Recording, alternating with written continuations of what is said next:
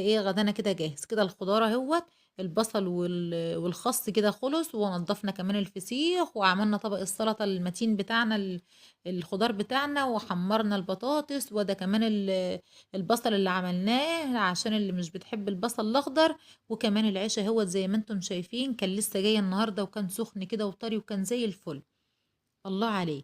وبس كده خلصنا الغدا بتاعنا النهارده، وغدانا كده خلص، ونحط كمان كده طرنشات من الليمون عشان اللي عايز يعصر ليمون قدامه، ونحط كمان ليمونه واتنين كده كمان سلام عشان اللي محتاج ليمون تاني يحط.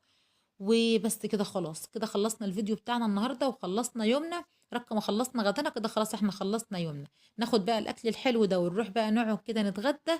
وبعد ما نتغدى بقى تعالى بس نشوف بس الاكل من قريب كده. بص الاكل، بص البطاطس، بص البصل اللي احنا عاملينه طرنشات، بص الفسيخ الزبده المسكر ده، مسكر هو مش حادق، هو مسكر عسل نحله اصلا.